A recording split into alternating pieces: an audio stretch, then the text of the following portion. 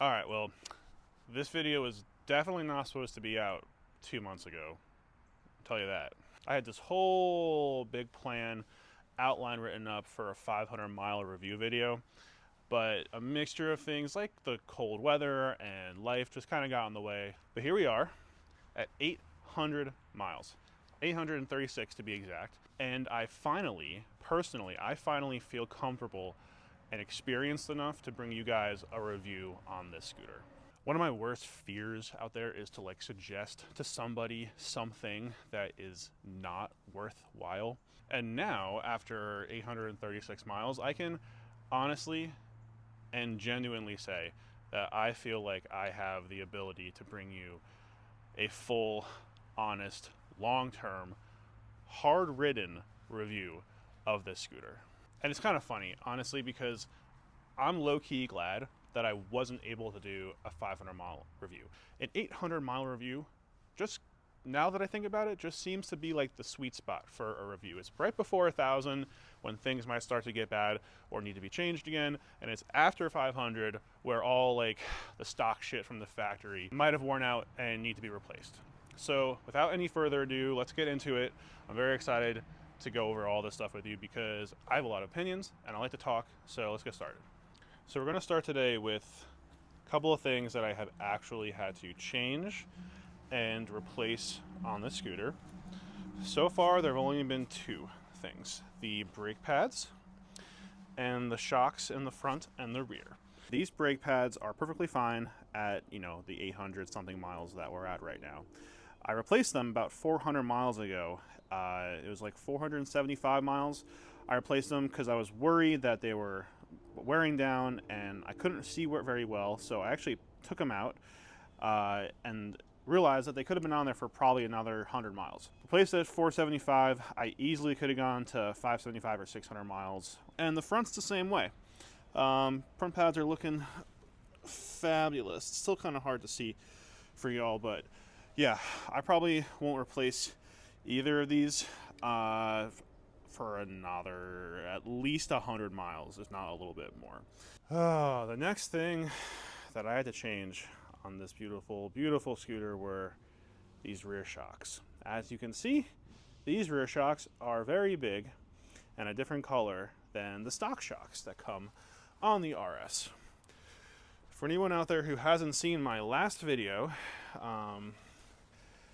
these are KKE brand massive shocks. That's not the actual brand name, but they are massive compared to the stock ones that come on the RS. I was packing up to go to work right here in this exact spot, actually, about 2 months ago, when I noticed that something on the rear shock looked funny, and I wasn't really sure what it was. But lo and behold, put my hand under there and it came out and it was covered in hydraulic fluid. So really wasn't sure what I should do. Turns out, for anybody out there who might have a similar problem, it's mostly, in my case, how mine was broken, perfectly fine to ride around on a busted shock for a while. Just don't be jumping it off curbs and all that stuff. It was an awfully stiff ride. There was very, very little squish. It was not comfortable, but I ended up riding around on a busted shock for about 2 weeks before I was able to get these in the mail and then installed. And it was the best break that could have ever happened to me, because these shocks are, it just makes the ride, the bumps, the handling, every little thing that you can do, it just makes it so much better, dude. So much better. I could not recommend this upgrade enough. Even if your shocks are not busted, do it. You will not regret it. The last thing I had to do was just a bit of a paint touch up. Basically, when you raise and lower the handlebar on this thing, it's one of the cons I have with it, actually. We'll move into that next. But lots of people, when you loosen these two things that hold the stems in, and you go to raise it up, it scratches the freaking post, dude, and it brings it down to the bare aluminum. And it's not like it's gonna rust or anything like that, but it just looks bad. And over time, yeah, it could cause some wear and tear. Like there's a scratch right there that I forgot to paint. That's from literally, that's where the stem was when it came out of the box. I think kind of like these clamps for my lights, how they have these black rubber inserts like on the inside, having them inside of these stem holders for extra grip and also to prevent any scraping would be perfect. The next gripe is this. This is what prevents us from dying. All of that is what prevents the whole stem from unlocking. This right here is not the stock bolt. The stock bolt that came with this is good enough. I never had any issues with it, and I don't think Inmotion would sell it if they weren't confident in it. However, this stem bolt right here is a 6M sized 25 millimeter that I got from the hardware store that I can tighten with a like a hex head screw. The one that came from Inmotion, you had to use basically a Phillips head screwdriver, and it was just really annoying to tighten up all the way.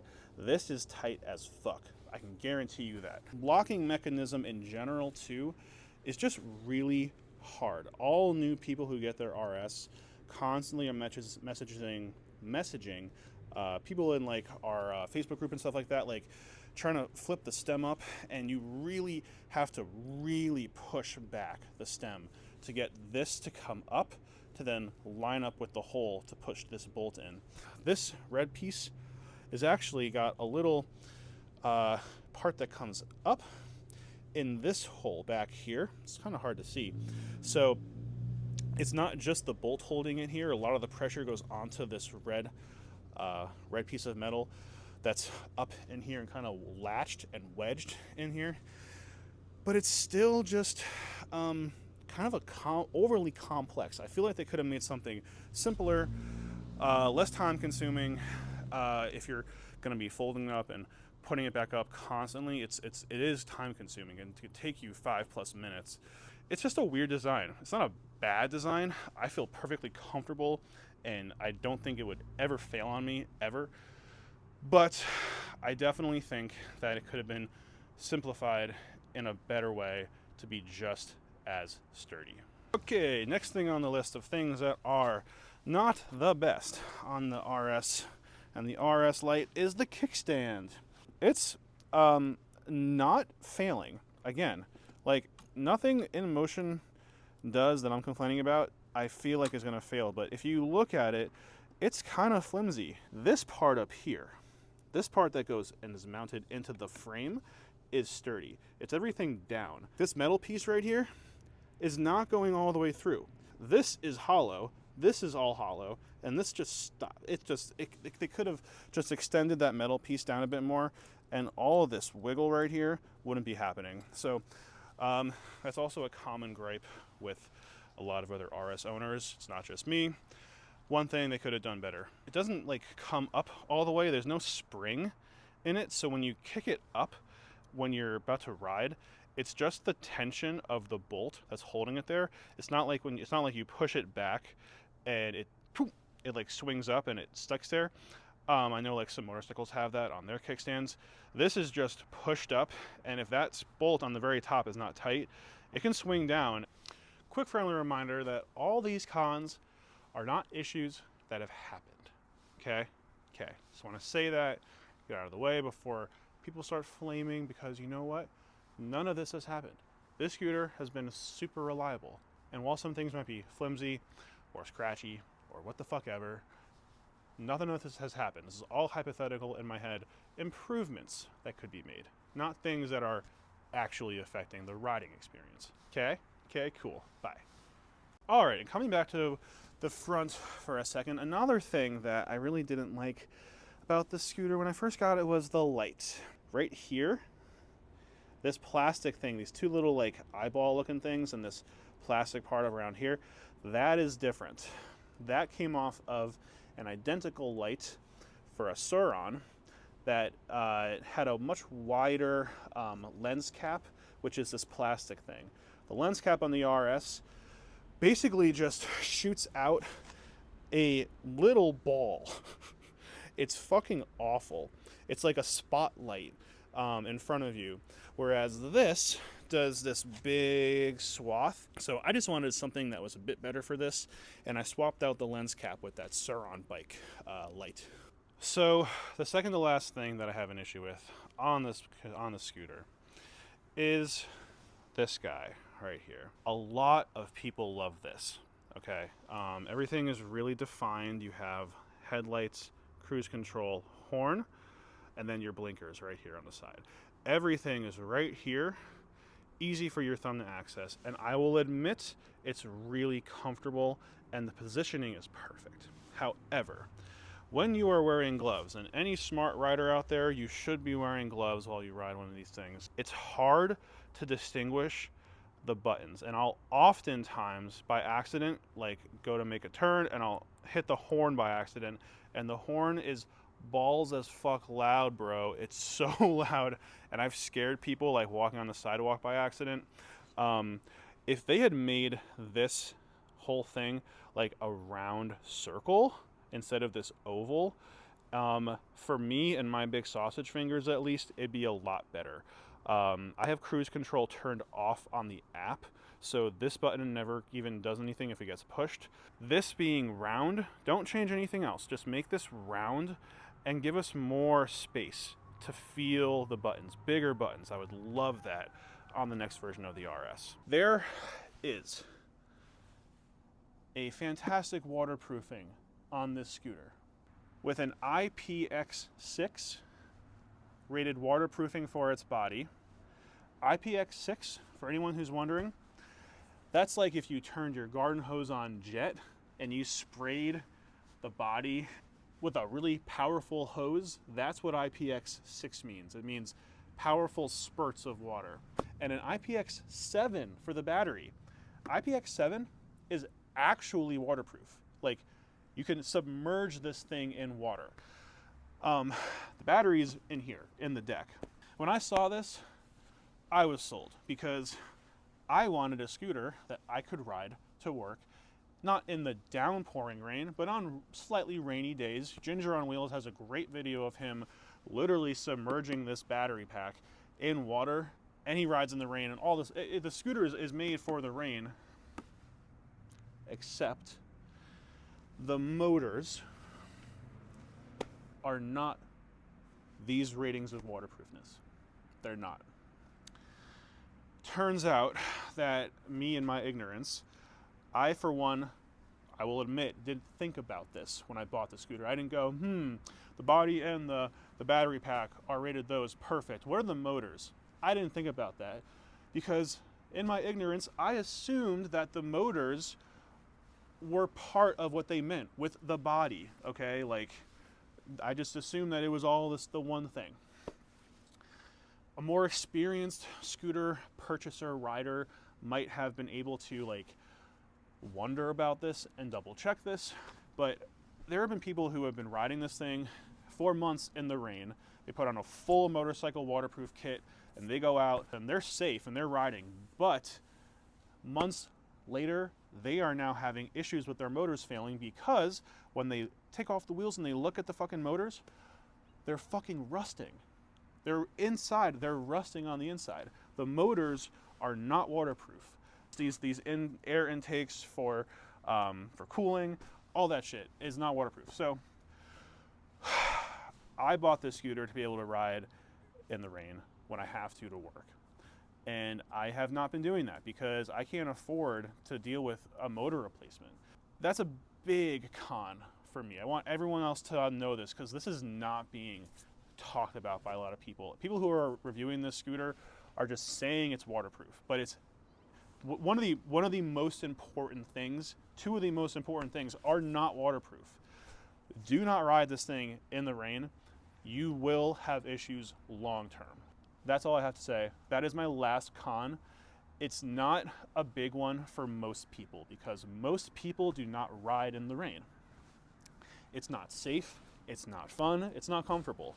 I made this dedication to the scooter. I like invested in the scooter to be my one mode of transportation. But yeah, I have to take Ubers now. I have to take the bus when it's really, really wet outside, because I just can't risk having any issues with this and fucking up the rest of my time I can get to work on a nice day. So anyways, that's the last con for this scooter. But I also think Inmotion and Voro Motors could do a better job of being specific with what is waterproof and what is not, because it's definitely confusing to a lot of people, including myself. Okay, let's not dwell on things we cannot change, okay? Let's get into the great parts, the magnificent, beautiful parts about this scooter that make it absolutely worthwhile, in my opinion. And I know the first half of this video were cons, and I know I kind of went on a pretty passionate rant just there about the motors, but that aside, everything about this scooter I just absolutely love. It just has a special place in my heart. I've had so many good times. I've made friends with this scooter. I've had adventures on this scooter. This scooter caught my child, my firstborn baby. That's not true, but it might someday. That's how much I love it. Anyways, let's get into the pros of this thing, because there are many. So I have to say, without a fucking doubt, dudes, the deck on this thing is amazing. This scooter has a huge deck, and I love it. One of the main reasons is just because with my size 11 feet, they're not the biggest in the world, but you know, look at the front, right? So this is how I ride. I ride right foot in the front, toe up against right here, and look how much room I have. I actually have more than my next foot space. Like I can fit both feet. Hold on. This is how I ride. I ride with my right foot in the front and my rear foot in the back. I have so much room. Like look at the space I have in between my 2 feet and all the extra space on the deck, dude. The deck on this thing is comfortable. It's wide. The mat right here, some people change this, but like it's really sticky. Your feet stick to this thing good, and I just feel really safe and comfortable on this scooter deck. A lot of other scooters have a really short deck, or just a really not like as wide of a deck, but I mean, this is really wide, dude. This has got to be almost a foot, like minimum 10 inches wide right here, and you get at least 2.5 feet, if not more, of deck space right here too. So my number one thing that I love about this is just how comfortable it is to stand on this scooter. When I go on group rides with some homies, or I'm just going out for like a nice 15 or 20 mile hour long cruise, like your feet will get sore. And one of the really nice things about this is that I'm able to like ride and like kind of like lift like my feet up and like take pressure off like the front, take pressure off like the back, and it just kind of adjusts a little bit. Like I move around on this deck a decent amount while I'm riding, and it makes it really, really, really nice to not feel cramped. And feeling cramped just leads to not being able to handle the scooter as well, not being able to maneuver as well, and overall the experience is just not as good, and the safety aspect goes down. The size of the deck contributes a lot to the safety of this scooter, because you're able to reposition your feet in different ways for different scenarios that come up, and overall it's just wonderful. Honestly, I think that the deck size has a massive contributing factor to the stability of the scooter, which is the next thing we're going to talk about that I love. Just having such a wide like center of gravity, like area to put your center of gravity on this thing, really makes this thing stable at high speeds, on turns. However, there is a caveat, and that is that the stability on electric scooters is different for every rider. And it's not like bigger riders are heavier, so they're always going to be less speed wobbles on a scooter. That's not how it works. For some riders, it plays a major part. like for me, I feel incredibly stable on this scooter, and I have since day one. The first time I hit 45 plus 50 miles an hour on this thing, I had the scooter stock from the factory. And if any of you are doing research on this, you've probably come across Louis. He's the Average Guy 1983 on YouTube. Amazing YouTuber, amazing scooter rider, amazing guy. Just does really excellent videos on all this stuff. His shit's probably popped up on your feed. He did a video, and the issue he was having was that every time he hit 45 miles per hour plus, he started to get speed wobbles, which is where the stem of the scooter starts to shake back and forth, and you can easily lose control of the scooter. So, what did I do? Before I bought the scooter, I actually bought this, an extra steering damper for this scooter. This is the one that sits right here on the scooter. You can see it sits right in there like that, because Louis, who is a more large man like myself, we weigh about the same. I'm 270. I think he's about the same. He's very transparent about that in his videos as well. He was getting speed wobbles, and I was like, oh shit, I'm gonna get speed wobbles. And he did this genius modification that he and a couple other people came up with a spare steering damper, plus a little bit of glue, a little bit of rubber. Long story short, the upgraded steering damper that he installed on his totally took the wobbles out of his scooter. So I thought to myself, like, obviously I need to do that also. We're about the same size dude, we ride about the same, it's gonna be similar. It's not. I have had 0 speed wobbles on this thing, and I'm really not just saying that. This scooter, fastest I've gotten it to is 53 miles per hour. At that speed, you really don't want to lose control, and nobody out there is riding at that speed, weighing as much as I do, for a super long period of time. So it wasn't something I was crazy worried about, because I'm mostly doing around 35, 40. And to conclude all of this, when I received the scooter for the first time, I took it out for a cruise, and when I hit above 40 miles an hour, I was waiting and white knuckling it to keep control, expecting speed wobbles, but they just never showed up for me. I don't know why. I really assumed it was going to be, my experience was going to be way closer to Louis', but it was actually significantly different. I don't know if it's just how the scooters were built, different batches in the factory. I don't know if it's like his height and my height. We might be different in that way. It could be a whole buttload of contributing factors, but the point of all of this is that stability on electric scooters is not black and white. You can't gauge it by height. You can't gauge it by fucking weight. It's all over the place. It's about, you know, like your stance. It has to do with like the wind that day. Like how windy is it? There's just a whole slew of things that go into it that make it different for everybody. It's individualistic to the max. And I think for me personally, I'm not going to go ahead and say this scooter is always stable for everybody, because I can't.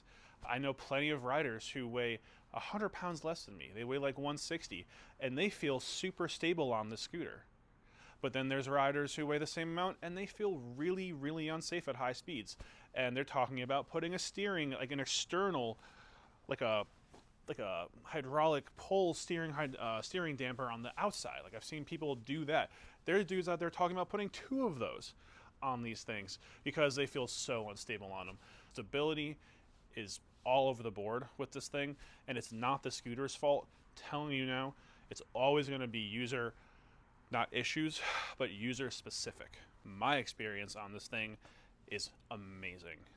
High speeds, no problem. Turns, really, really smooth.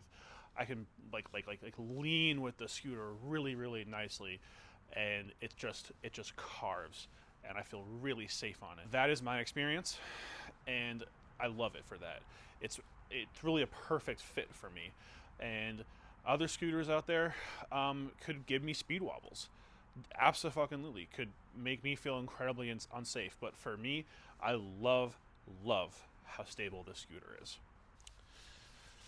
The next thing I want to talk about that I love is the handling. So when you're on the scooter, okay, how do movements feel? How do you like making adjustments like while you're on it, like if your foot's tired or something? How does like sharp turns, braking, all that stuff, like acceleration.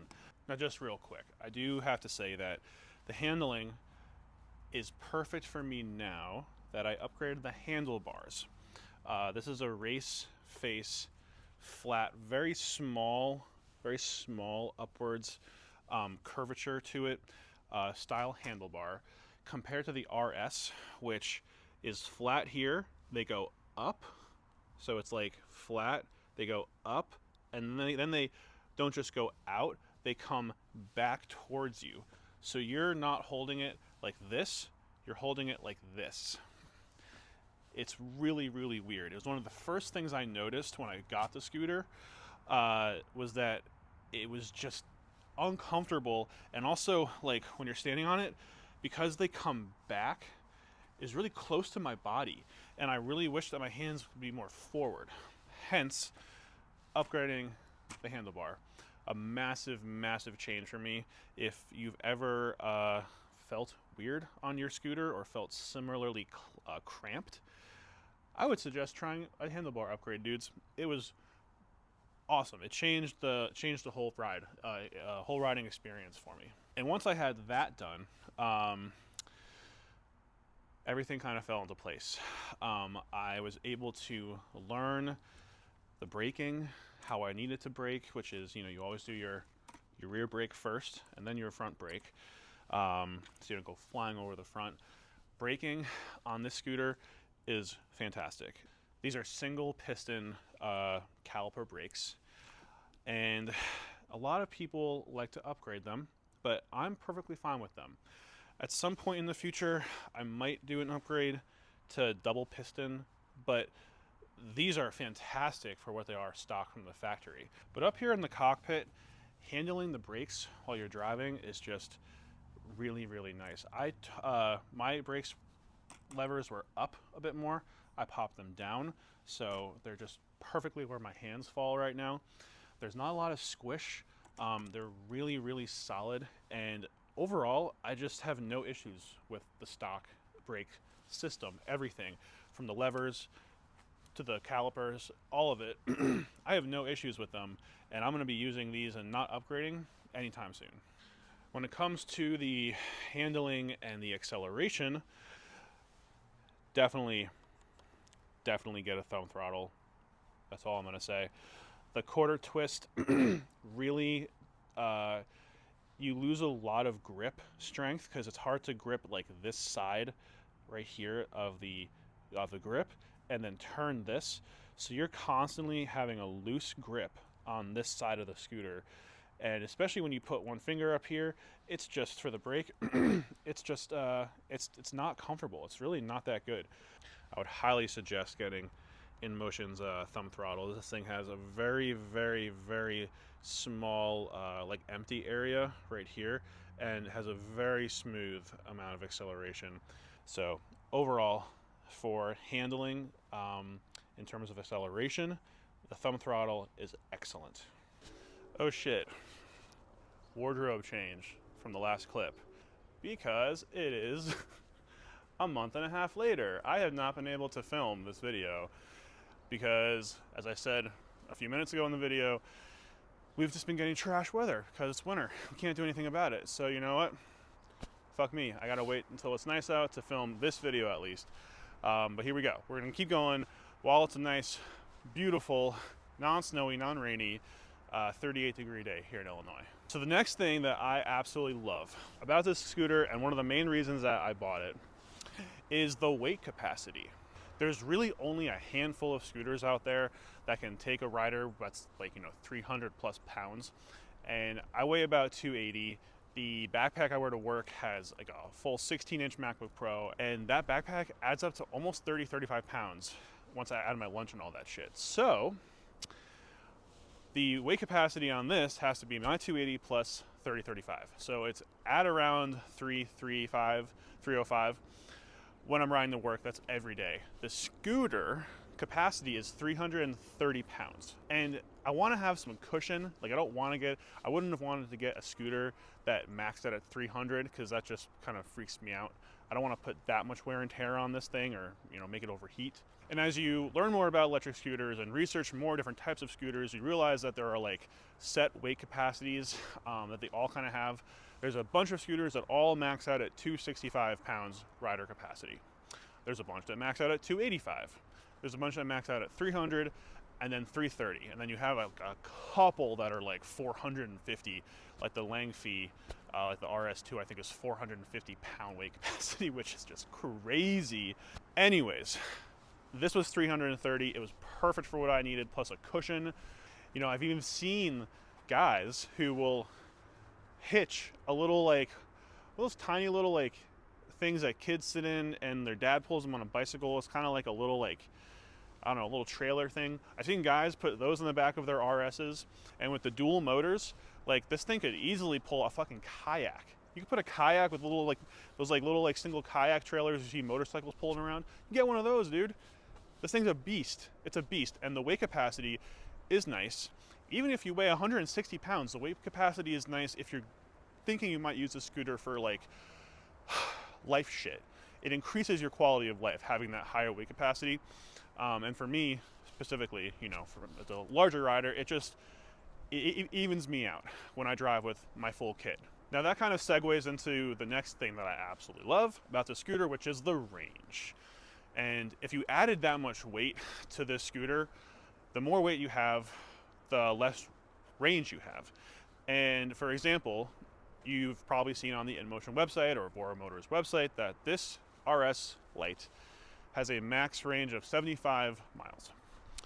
Don't forget that those are numbers from Inmotion after testing out a 160 pound rider. Now there are plenty of people out there who do weigh 160, but I would say the majority of people weigh a bit more, between 160 and 200. And a lot of us also weigh between 200 and 300.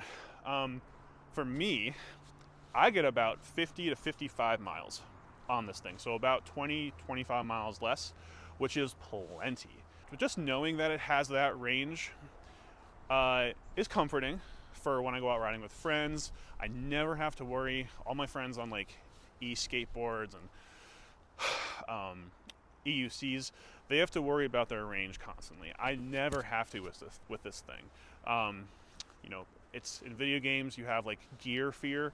There's like range fear, in the personal electric vehicle world, but not on the RS, man.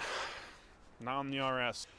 Now, I know I've might have sounded a bit harsh on Inmotion and maybe Bora Motors in terms of certain things when it comes to quality control, such as, the alignment of these bolts down here, if you've seen any of my other videos. Overall though, in the grand scheme of things, the issues that I've run into with this scooter have been so small, because this scooter is quality work, dude. It is beefy. All of the parts are machined beautifully, like C-shaped suspensions. This right here, I've seen a lot of talk in the last couple of months about how it's old technology, the forked, what the Cabos have. The forked suspension is way better, but it all comes down to build quality. This scooter and how it's built is the epitome of Inmotion observing the industry for years and years and seeing what works, seeing what doesn't work, and then coming out with their first scooter ever. This is their first ever hyper scooter, and they fucking killed it, okay? Because quality is the name of the scooter. It is quality control, it is quality handling, it is quality build. It feels quality. It feels like you're riding a motorcycle, a stand-up motorcycle. It really does. There's a lot of other really great quality scooters out there. There's not a whole lot that are as customizable in the hyper scooter area as this. Like, there are quite a few, but this scooter is incredibly customizable.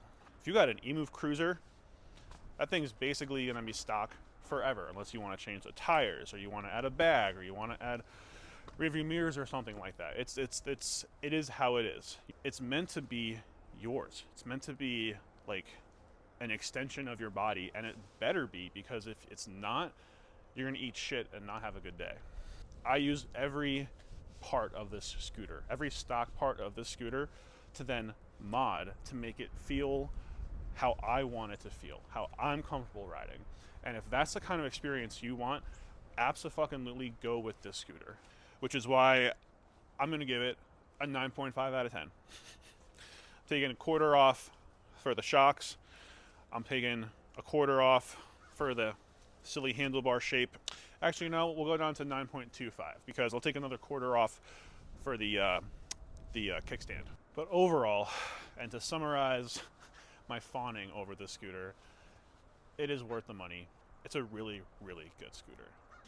All right, so we talked about cons, we talked about pros, and this next section kind of overlaps into cons a bit, but it's more so just things that, like issues I've run into, not so much like what I don't like. So number one being, I've only gotten one error code on the scooter. It's like a 013 error code, which basically meant that the battery was having issues. I literally had just gotten home from like an hour and a half long 20-mile ride, but you know what? I turned it off. I let it chill. Came back, turned it on. No code. Scooter ran fine. That was 6 months ago. Haven't had a single code since, and I've ridden it just that hard since also multiple times, and that code has not come up. Ran into that issue, but that was fine. A lot of other people. Where's some wood? I need to knock on some wood real quick. A lot of other people have way worse codes show up that are, you know, showing actual issues, like mechanical, electrical issues that actually need, like, you know, a warranty replacement on the product. So I got very lucky with this, that being my only code. The other issue are the shocks, which I never thought would be an issue because they're rated at 2,000 pounds, but I would have thought that they would have lasted longer, honestly. I had to replace them. I was very surprised, and it was not a like long-term issue because I was able to ride the scooter, as I said, for a few weeks before the new shocks came in. But yeah, that was the only other issue that I ran into. And the last one was my crash. I did have one scooter crash on this thing. Back in September, I was stopped at a four-way intersection, and I turned left, and I was going maybe 5 or 10 miles an hour, and it felt like someone just fucking came up and just like slide tackled like my back tire out from under me. I have no idea.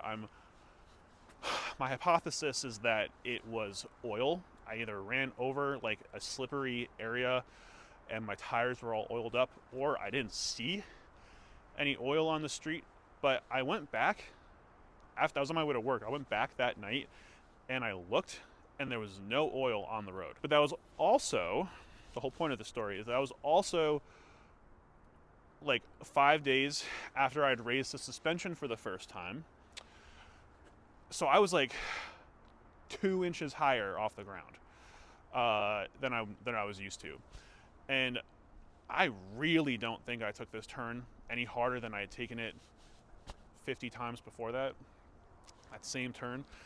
But that raised suspension can cause issues because the lower you are, the lower center of gravity, the more stable you are. The higher the suspension, the more clearance, great for off-road, all that stuff. I like the suspension higher because the ride's smoother and squishier. It also just feels nice being so high up. But the issue I ran into was that I think raising the suspension mixed with whatever phenomenon happened at that corner was part of the reason that I did crash. If you're out there, basically the whole the summary of this is that if you do raise the suspension, just be aware that you can't ride it exactly as you rode it when the scooter was lower. You can ride it similarly, but it's going to be different, and you're going to have to adjust and be mindful of that. So those are the only issues, though. Everything else, fucking great. All right, well, I think that concludes this video. I hope you find this video helpful. I really do. I give this scooter a 9.25 rating out of 10. It is great. It is phenomenal. Go fucking buy it. I don't have a fucking code because I'm not that person yet. But there are plenty of other YouTubers out there who have codes. Go look, like search Inmotion RS, look up some videos, even some videos that are like 6 months old. The code might be valid still. And you can get like $200 off of this thing, the midnight version from Voro. Sometimes you can get a bit more from Inmotion if you could buy it from them direct. But yes, go buy this scooter if you've been thinking about it. I love it. It's great, man. It's gonna make you feel so good. You're gonna feel stoked on this scooter and safe and just like, you know, the world is your oyster. You can go anywhere, you can do anything. It's got that fucking vibe. It's got that energy. So anyways, I can't feel my fingers. I'm gonna go inside and warm up and start editing this bitch. I'll see you later. Peace.